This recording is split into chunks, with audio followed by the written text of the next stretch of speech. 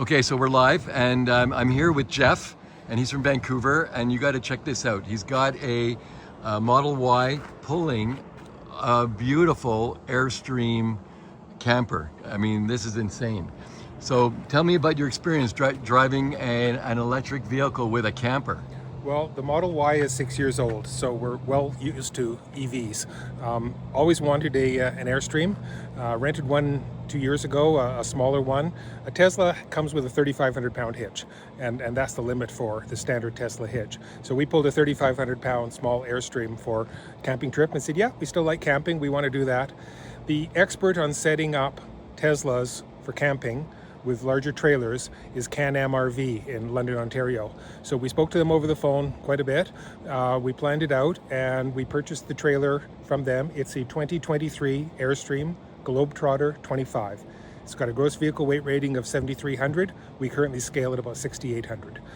We've made some modifications to the trailer, mainly to make it more aerodynamic. The Tesla doesn't mind the weight.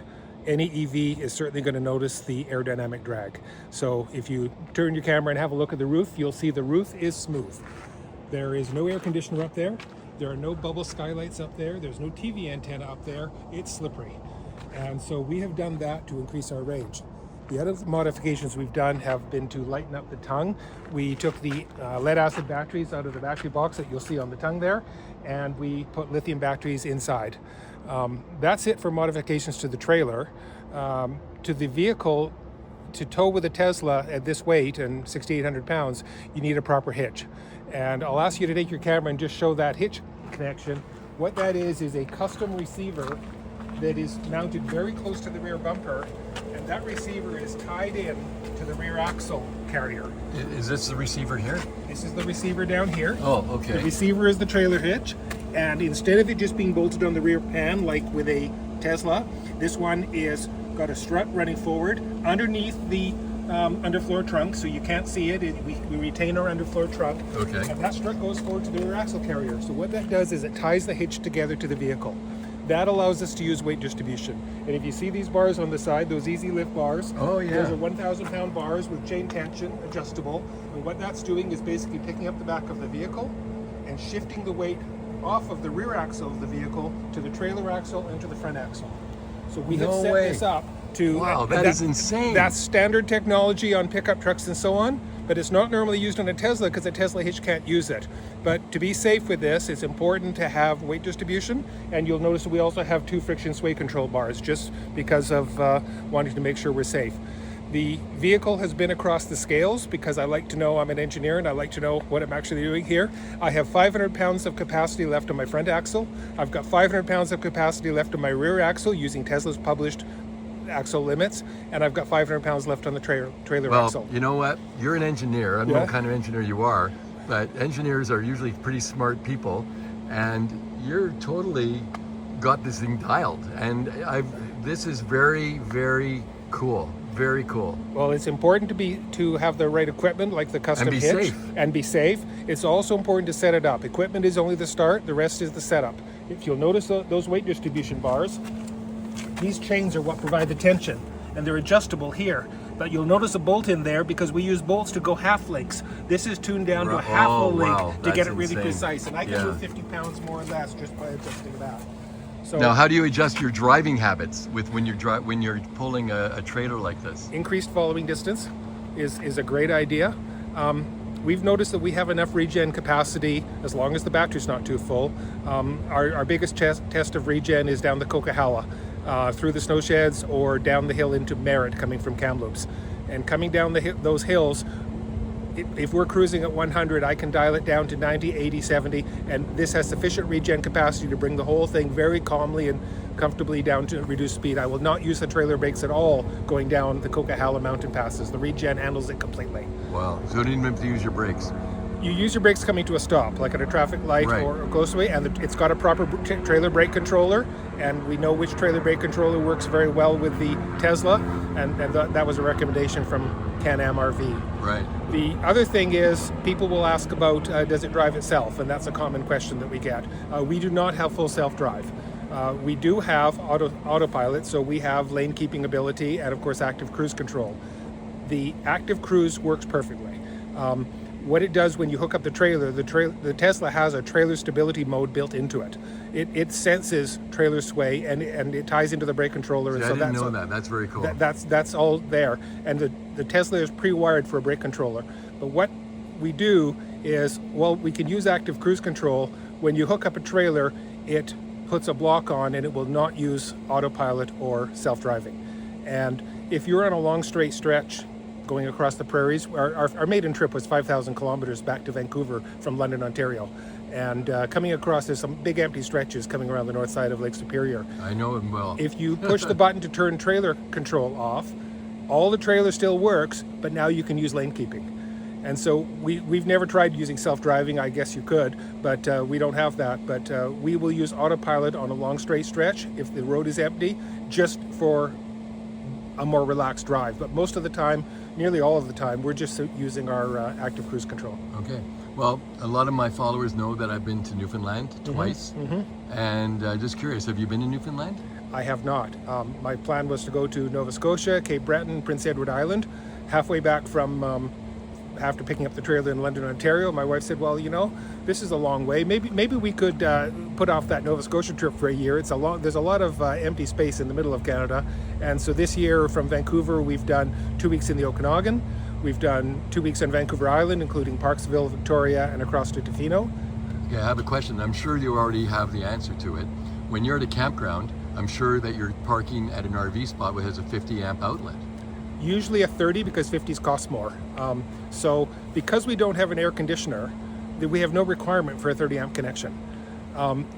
Last night, the spot that we were at had a 30, a 50, and a 15. And that was the national park in Banff in Tunnel Mountain. So because there's no supercharger in Banff and I didn't want to delay our trip the next day, I put the Tesla travel charger with a 30 amp adapter into the, and so put the Tesla on. I used the 15 amp to the trailer just so I could use the microwave and so on. But we can go 3 or 4 days off grid with a trailer with no plug-in. And if there's only a 30 amp, we'll charge the car, and that's included in the campground fee. That's right. And then the 15 amp, if it's not there, we'll just use solar and batteries. If we put in larger lithium batteries in the trailer, we've got 400 watts of solar on the roof. We've got an inverter that runs the microwave. Okay, that's great. I mean, I'm working with a company that provides EV charging to campgrounds and parks and hotels, etc. And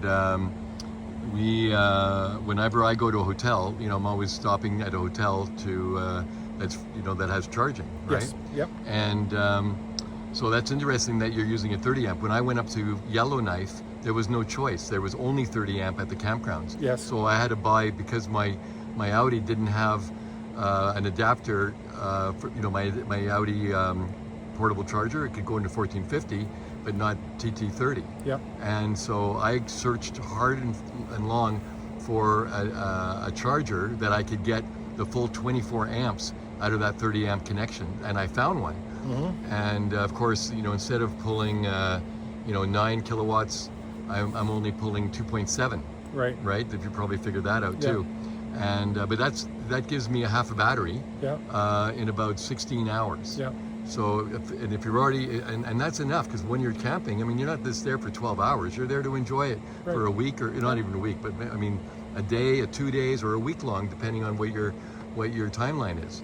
It's very useful to have more than just the 15 amp. If we are camping somewhere for 3 or 4 days, we'll use the Tesla travel charger, and we will just top up just for our local running around. Right.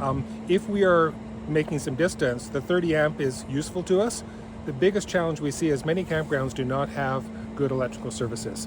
They have been maxed out by too many people with too many air conditioners on the roof, and it's typical that we will plug into a 30 amp and the Tesla will come up and say, low voltage, remove extension cords, reduced output to 18 amps from 24. And it's doing that because of the campground's infrastructure. So do you have to manually set that? No, it's all automatic. Really? Because the charger I have that's 30 amp, I can scale it down. I can scale it down. Oh, I can scale it down, but this was doing it automatically just because it noticed the voltage.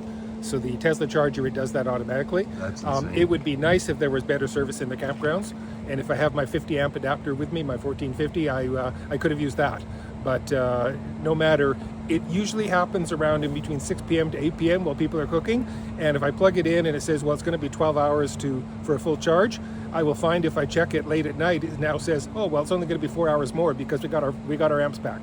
So that's great. That limiting infrastructure is something that would be useful to be addressed.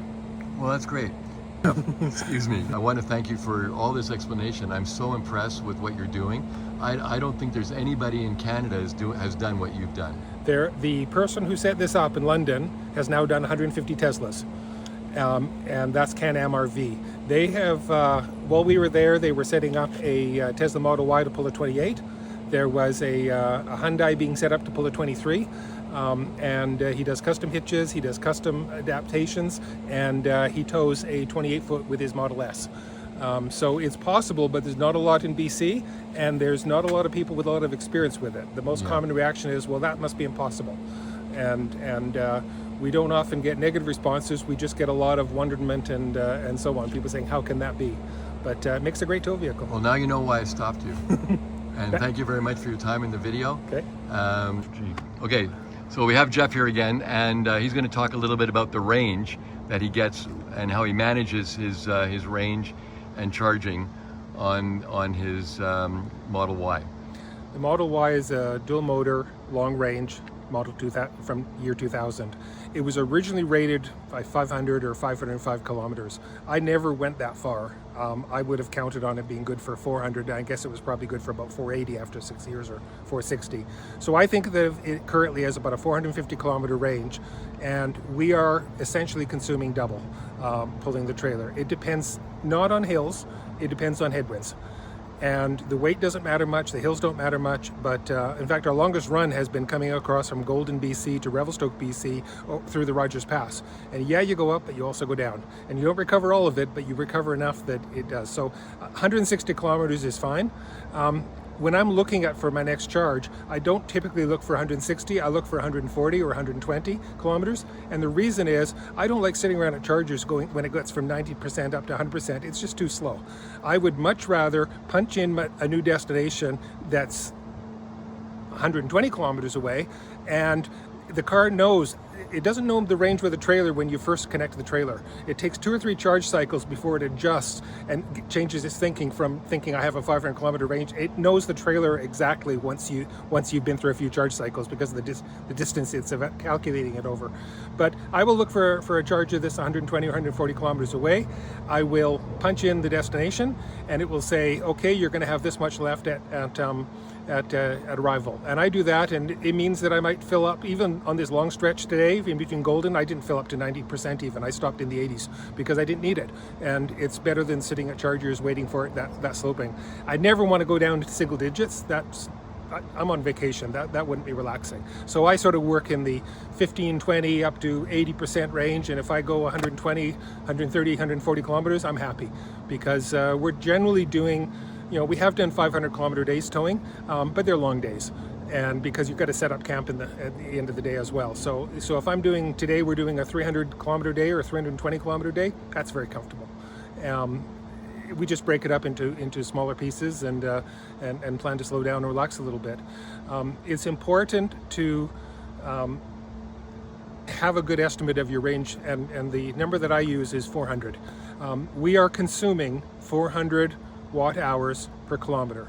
So I know I have a 75 or 70 or 75 kilowatt hour battery. I can work out, if I can look at any point, if it hasn't adjusted its thinking yet about what my consumption is, and said, oh, it's it's 100 kilometers away, I'll need 40 kilowatt hours to get there. And I can look at my dash gauge and say, do I have that percentage of battery available? So you do think about it a little bit, but it's not a panicky thinking about it. I would much rather go a little bit less distance and be more relaxed and not have to panic about it. Well, that makes so much sense. As a fellow EVer, and I've been driving my EV for 7 years, everything that you said makes total sense to me, and I do basically the same thing. Yeah. But not towing a trailer, right, obviously. But I've got my camper here, which is nothing like yours.